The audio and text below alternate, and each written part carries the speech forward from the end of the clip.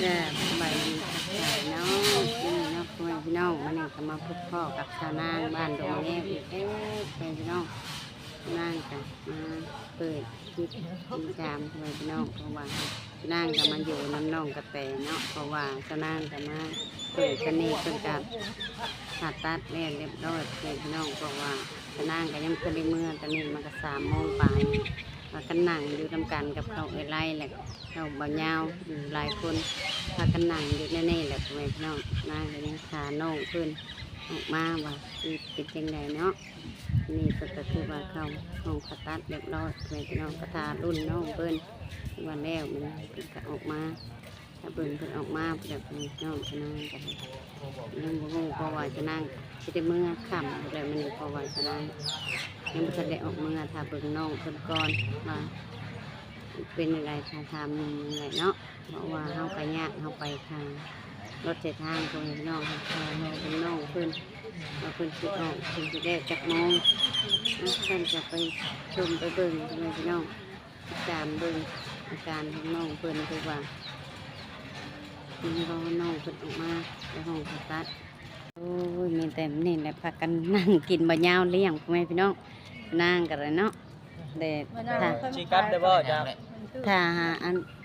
น้องกระแตก็คือชีโบอันนั่นแหละคือว่าชีกลับก่อนแหละก็ได้เพราะว่ามันค่ำมันมืดพอเ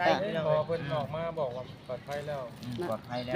โดยอันนั่นแหละก็ฮู้ชำนี้ก็สิได้เมื่อแล้วก็ให้แม่นก็ให้ชุมน้องอะไรอยู่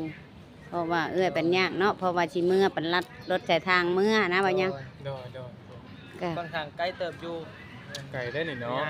จะห้าวก็ยังสิเมื่อกันนะเพราะว่าขี่รถจักรนะมันก็ไกลเนาะ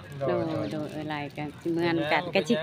ขอติดรถเพิ่นเมื่อก่อนแต่นี่เนาะเป็นยังเมื่อลงสิโน่นกันก็ได้เพราะเมื่อสายทางเดียวกันอยู่แล้วโดยเมื่อฮอดหันแล้วก็สิขี่รถสายทางเมื่ออีกเพราะว่ามันก็คงสิไกลเกินเนาะเขาว่าสิขี่รถพี่แบบรถกับจักรชีมีบ่มีนะก็คือว่าตอนนี้มันก็สิเบิดแล้วเนาะวันนี้เพราะว่ามันก็ต้องอยู่4 โมงเป็น2ต่อแล้วบัดนี้แม่นก็ขี่แต่พี่ก็สิมื้อฮอดชิโนแล้วก็ต่อชิโนไปคุยอีกแม่นมันก็ต้องใส่ช่องต่ออยู่แล้วโดที่นี่หมอเพิ่นออกมากี่แล้วมีแต่พอเพิ่นเอาผ่าไปคุ้มบ่ล่ะกินโดยถือว่าบ่มีหยังน่ะโดยถือว่าเนาะได้ยินข่าวนี่ก็ดีใจแล้วเฮากันแม่นเฮาก็ดีใจเนาะถือว่าโอเคแล้วได้สำนี้เพราะว่าเวลาพอเขาต้องรอพักฟื้นพักใหญ่นี่เด็กก็สิเพราะว่าตอนเพิ่นเอาลากออกมาเฮาก็บ่สามารถถ่ายทำได้อยู่แล้วแม่มีแต่ว่าเช็ดตัวให้เพิ่นฟื้นขึ้นมาแม่บุญแล้วเป็นไรเฮาก็บ่ง่ายๆก็คือมีแต่คำสัมภาษณ์ก็มีแต่สัมภาษณ์น้องผัวเพิ่นเพราะว่าตอนนี้น้องเพิ่นออกมาก็มีแต่ให้น้องเพิ่นพักผ่อนเฮาก็สิบ่รบกวนฮู้แต่ว่าฮู้ว่าน้องเพิ่นปลอดภัยแล้วก็โอเคแต่เฮาสิดีใจนำขอกับน้องน้องเพิ่นออกเมื่อเพราะว่าทั้งน้องเพิ่นนี่เฮาก็บ่ได้สัมภาษณ์อยู่แล้วมื้อนี้แม่นเพราะว่าเพิ่นออกมาต้องการพักผ่อนเด้เฮาต้องอาชีพพื้นตัวก็แบบยังสติอีหยังยังบ่กลับมาคือว่าแหละยังสะดุ้งสะดืออยู่นะมันก็ยังบ่คักก็ให้น้องเพิ่นพักผ่อนเพราะว่าเฮาก็บ่ได้ว่าน้องเพิ่นออกมาแล้วสิมาเอาไม้จ่อใส่บ่แม่นได้พี่น้องเฮาก็ฮู้จักมีแต่ให้น้องเพิ่นพักผ่อนเนาะพี่น้องเอ้ยทำนั่นก็มื้อใหม่มื้อหยังมาก็สังเยี่ยมเพิ่นมื้อก็ได้โดยท่านและลูกมีแต่สิรอเบิ่งว่าโอเคเบิดละบ่คำว่าขั้นตอนนี้อีกขาดเหลือหยังคำว่าคือว่าโอเคแหละก็แม่นทั้งบ่ยาวกับพุ่นแล้วคือการเมื่อคือกันแต่ว่าก็คำพุ่นแล้วเมื่อก็ก็ท่าเบิ่งน้องเพิ่นก่อนเนาะย่านแบบว่าเพิ่นคันหันคันนี่ก็น้องเพิ่นก็สิแล่นบ่ได้คันว่าถ้าว่าบ่ยาวเมื่อนะต้องให้อยู่น้ำเพิ่นก่อนเพราะว่าก็คันสิอยู่สินอนก็คือว่าแหละมันยากเนาะเป็นหยังเฮาก็จะเฮ็ดหลายคนผู้เดียวแหละบ่ยาวได้อยู่มีผัวเพิ่นแน่มีพ่อเพิ่นแน่แม่เพิ่นอีกนะก็ได้อยู่3คนล่ะ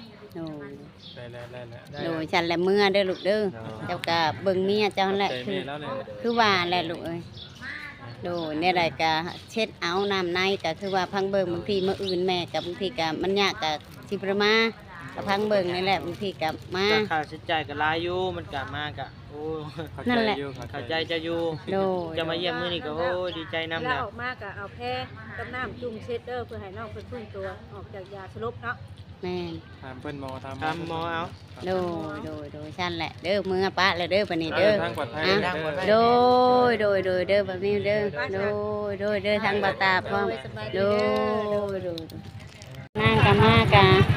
ทาง สบาย ทางหลายโดยขอมกขอบใจเด้อเด้อ โอ้ยบ่เป็นหยัง โอ้ยเอาขาดน้ำมันให้เพิ่นเพิ่นก็บ่เอาพ่อแม่พี่น้อง มาทางเดียวกันเลยนางไอ้บ่เป็นหยังมาทางเดียวกันกัน โดยเจ้าก็ ได้บ่เป็นหยัง โดยก็กลับได้มานำลาวกับขอมกขอบใจเดินทางปลอดภัยเอ้ยโดยเอาขอบใจหลายๆเอ้ยโดย แล้วเบิ่งนี่แต่ว่าเพิ่นมาค่ะถามเพิ่นเด้อ โดยเอ้ยขอมกขอบใจหลายๆเอ้ยได้โดย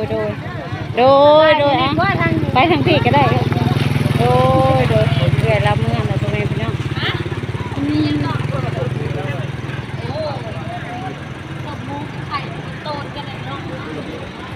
เอ้ยเราเมื่อเพิ่นเนาะพ่อแม่พี่น้องนั่งก็ได้นี่จะนั่งก็ขึ้นรถแล้วแม่พี่น้องขึ้นรถโดยสารหลังจากไล่แล้วขี่รถมาส่งหอดพี่จะนั่งก็ได้ขึ้นรถโดยสารพ่อแม่พี่น้องนั่งกันเมื่อบ้านแล้วบ้านนี้แห่งนี้เราหอดคิวรถแม่ทั้งแบ่งตะแขกเจโนพ่อแม่พี่น้องทั้งแบ่งตะแขกเจโน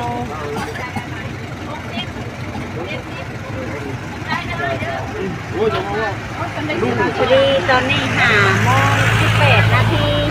มาหอดตรงแบงเซโนพ่อแม่พี่น้องกระนั่งกระไรขึ้นรถโดยสารเรียบร้อยเพื่อมาดีจะนั่งมาบดดีเลยจะนั่งยังมาทันรถคันนี้พ่อแม่พี่น้องกระจายเมื่อทางบ้านจะนั่งก็ยังมาทันอยู่นี่ก็ยังดีอยู่มาหอดจะนั่งก็ได้เมื่อเลยเนาะเมื่อหอดบ้านจะนั่งกับจังชิริทายอีกเก่าไปพี่น้องนี่เนาะไปพี่น้องจะนั่งกันกับมาหอดกับไต่พื้นไต่ไผ่ไปพี่น้องเพราะว่าเค้กน้อยเพิ่นกับปกามาผู้เดียวเนาะเพิ่นกับถ่ายอยู่นอกอยู่เฮือนไม่ใหญ่อยู่นอกคนแหละพี่น้องจะนั่งกับขี่รถใช้ทางมาไล่แล้วมาส่งหอดชิโน่พี่น้องขี่รถจักมานำลาวนางไปเยี่ยมน้องกระแตนั่นถ่าเบิ่งน้องเพิ่นแบบว่าเข้าห้องผ่าตัดอะไรพ่อแม่พี่น้องกะปลอดภัยดีแล้วเพิ่นว่าแต่เพิ่นยังบ่ทันได้นั่นเนาะเพิ่นหากระผ่าแล้วยิบแล้วเพราะว่าออกมาฉะนั้นกะจะนั่นแบบมาโอเคแล้วบัดนี้ฉะนั้นก็เลยมาก่อนพ่อแม่พี่น้องก็ไปอยู่น้ำน้องเพิ่นเพราะว่าฉะนั้นกะยากเนาะแค่ที่เฮ็ดอะไรแหละมันไปมาไปสิแหละปะทั้งเฮือนกับปะยังบริยังเลยได้เรียนหากมาหอดปรียังบริเกลือหอดเป็ดชนางกันไรลูกเพิ่นกับปกามาฉันสำหรับคลิปนี้เนาะจะนางกับมาถ่ายเรื่องราวของน้องกระแตพ่อแม่พี่น้องอาการของน้องเพิ่นก็ถือว่าโอเคได้ผ่าตัดเรียบร้อยปานนี้ก็ได้เนาะก็ชิวๆขอให้เพิ่นหายไวๆพ่อแม่พี่น้องวันนี้ก็ได้ชนางก็ให้กำลังใจเพิ่นFC หลายๆคนเนาะทาง FC ชนางก็บอกว่าอยู่ในหรืออยู่นอกเนาะหรือว่าต่างประเทศพ่อแม่พี่น้องที่เขารับชมติดตามคลิปของชนางก็ให้กำลังใจน้องเพิ่นเนาะตัวใดชนางว่าผิดก็ขอโทษขออภัยเด้อพ่อแม่พี่น้องสำหรับคลิปนี้ชนางก็สิจบสำนี้เนาะก็ถ้าติดตามอีกคลิปหน้าว่าเมื่อใดชนางจะได้ไปฟังเบิ่งเลยพ่อแม่พี่น้องเพราะว่าระยะทางแบบกันไปกันมาแหละชะนั่งกับใส่รถโดยสารไปเพราะว่ารถจักรชะนั่งกับบ่กล้าขับไปผู้เดียวเพราะว่าบ่มีหมู่ไปผู้เดียวชะนั่งกับย่านพ่อแม่พี่น้องเพราะว่ามันเข้าในเมืองใหญ่ชะนั่งกับบ่เคยเข้าในเมืองใหญ่จักเทื่อขี่รถจักรครับชะนั่งกับศิลาไปแล้วพ่อแม่พี่น้องคลิปนี้ก็สบายดี